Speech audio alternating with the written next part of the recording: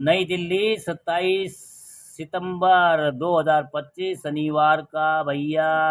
पंजाब केसरी संपादकीय आदित्य नारायण चोपड़ा जी का लेख है। चुनाव आयोग की विश्वसनीयता। चुनाव आयोग और विपक्ष के बीच चुनावी प्रक्रिया की ईमानदारी को लेकर चल रहे घमासान के बीच चुनाव आयोग की विश्वसनीयता लगातार घटती जा रही है। जनता का भरोसा भी चुनाव आयोग पर लगातार घट रहा है। कुछ समय पहले एक सर्वेक्षण में यह पाया गया कि 2019 और 2025 के बीच चुनाव आयोग में काफ़ी अधिक भरोसा जताने वाले मतदाताओं के प्रतिशत में भारी गिरावट आई है। आम जनता में वोट चोरी के मुद्दे पर चर्चा छिड़ी रहती है। स्वतंत्र और निष्पक्ष चुनाव इस बात पर निर्भर कराता है कि चुनाव आयोग किसी पार्टी या नेता से प्रभावित हुए बिना सिर्फ नियम कायदों के मुताबिक काम करे। लेकिन मतदाता प्रक्रिया से लेकर चुनाव परिणाम तक जो सवाल उठ रहे हैं उनमें एक ही संदेश निकलता है दिखाई दे रहा है कि चुनाव आयोग को ज़्यादातर विश्वसनीयता बनाने की ज़रूरत है।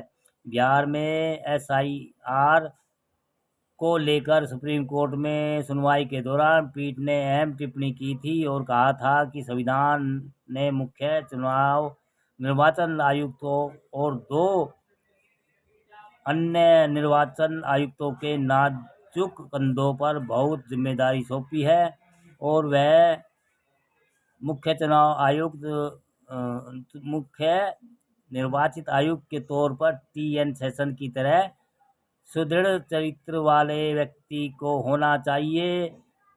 अब चुनाव आयोग के एक के बाद एक कदम उठा रहे हैं। ऐसा लगता है कि चुनाव आयोग धीरे धीरे विपक्ष की मांगों को स्वीकार कर रहा है। चुनाव आयोग ने सभी डाक मतपत्रों की गिनती को सुव्यवस्थित करने के लिए कदम उठाया और यह निर्देश जारी किया है कि डाक मतपत्रों की गिनती के बाद ही EVM की वोट की गिनती की जाए। दोस्तों, जनता तो भैया EVM से भी खुश नहीं है, क्योंकि EVM ये ज़बरदस्ती कांग्रेस लाई थी। और भैया पहले लोग कहते हैं या BJP भी कहती थी कि भाई EVM में चोरी होती है और भैया EVM से चोरी होती है। अब वो आ गई है तो वो चुप हो गई है। अब जनता कहती है कि EVM से जब कांग्रेस के समय में चोरी होती है तो अब BJP के समय में भी होती है, ऐसा लोगों का मानना है। इसलिए EVM पे तो आम जनता का विश्वास नहीं है। वो तो चाहती है EVM हटे, बैलेट पेपर से इलेक्शन हो, पर चुनाव आयोग नहीं चाहता है, क्योंकि वो मशीन अपने देश की तो है नहीं, पता नहीं जापान की या कौन से देश की है। और लोग कहते हैं उसमें चिप भी लगा होता है। गिनती के बाद EVM के वोटों की गिनती की जाए। आयोग ने डाक मतपत्रों और EVM पर डाले गए मतों की गिनती को अलग अलग करके अपने 2019 के फैसले को ही पलटा है। यह फैसला राजनीतिक दलों की मांग के अनुरूप है। विपक्षी दल इस बदलाव की मांग कर रहे थे और चिंता जता रहे थे कि अंतिम समय में वैध या अवैध ठहराए गए डाक मतपत्रों में हेराफेरी होने की संभावनाएं बहुत ज़्यादा है। ऐसे के कई मामले अदालतों में पहुंचते हैं, जिससे डाक मतपत्रों की गिनती में हेरफेर का संदेश व्यक्त किया गया है। राजनीतिक गलियारों में हरियाणा की उचाटा सीट का मामला गर्म है। उचाटा सीट में भाजपा के प्रत्याशी को महज 32 वोटों से विजयी घोषित किया गया। इस चुनाव परिणाम को कांग्रेस प्रत्याशी विजेंद्र सिंह ने चुनौती दी थी। सुनवाई के दौरान कई परतें सामने आई, जैसे 150 के करीब डाक मतपत्र खोले ही नहीं गए, जबकि 230 के लगभग डाक मतपत्र अवैध करार दिए गए। अब सुप्रीम कोर्ट ने सभी तथ्यों का संज्ञान लेते हुए निर्वाचन अधिकारियों को तलब किया है। ऐसे कई मामले अदालतों में विचाराधीन है। संभव है कि कोई बड़ा उलटफेर हो जाए। चुनाव आयोग ने अपने पोर्टल और ऐप से वोटर लिस्ट में नाम जुड़वाने, नाम डिलीट करवाने या वोटर लिस्ट में संबंधित अन्य कोई काम ऑनलाइन कराने के लिए नया फीचर शुरू किया है। इसमें आवेदन करने वालों को अपने आधार से जुड़े मोबाइल नंबर का ही इस्तेमाल करना होगा। दावा किया जा रहा है कि यह नया फीचर हाल ही में कांग्रेस के वरिष्ठ नेता विपक्ष के नेता राहुल गांधी द्वारा कर्नाटक की आलंद सीट पर बड़ी संख्या में वोटरों के नाम हटाने की कोशिश का खुलासा करने के बाद आयोग ने शुरू किया है। ई साइन फीचर के जरिए वोटर्स और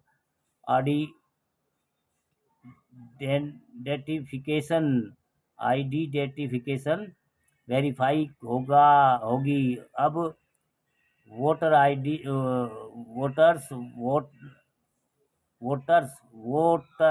कार्ड के लिए रजिस्ट्रेशन कराएंगे और वोटर लिस्ट से नाम हटाने या नाम में सुधार करने के लिए आवेदन करेंगे तो आधार कार्ड में लिंक फ़ोन नंबर के जरिए अपनी पहचान वेरीफाई करेंगे।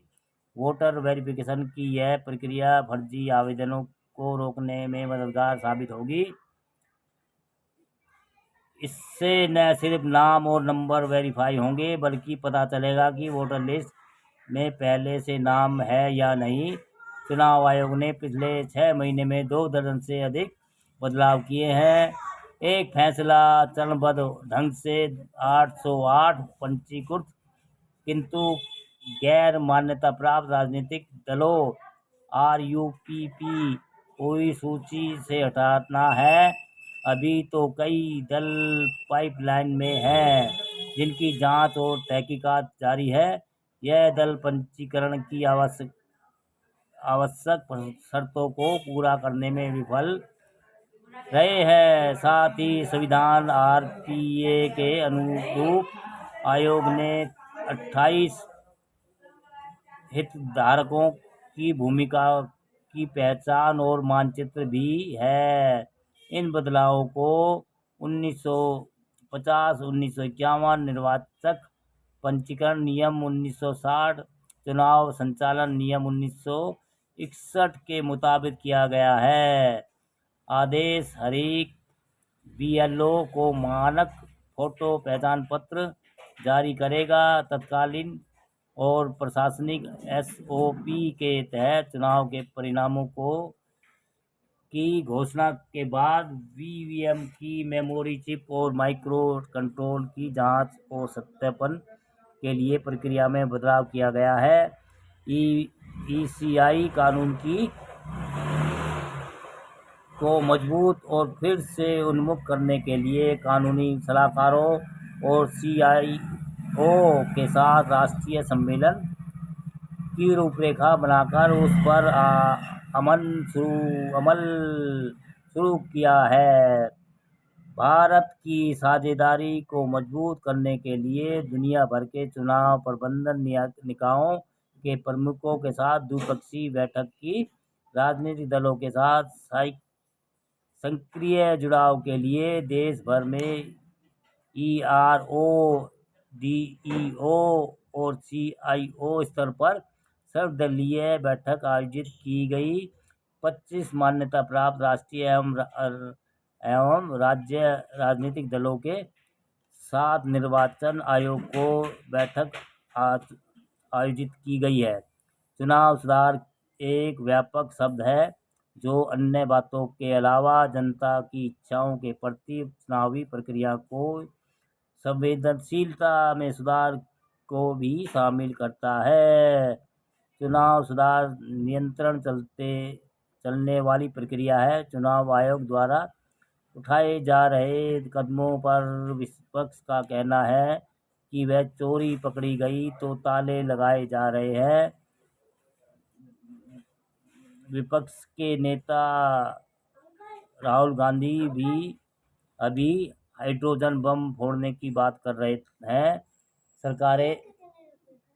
सरकारें आती जाती रहती है और चुनाव आयोग भी बदलते रहते हैं। यदि एक संवैधानिक संस्था की साख चली जाए तो फिर बचेगा क्या। मुख्य चुनाव आयोग ज्ञानेश्वर कुमार के लिए सबसे बड़ी चुनौती यही है कि चुनाव आयोग की विश्वसनीयता को कैसे बहाल किया जाए, विपक्ष कैसे संतुष्ट हो, यह मजबूत भी जिम्मेदारी भी उन पर है।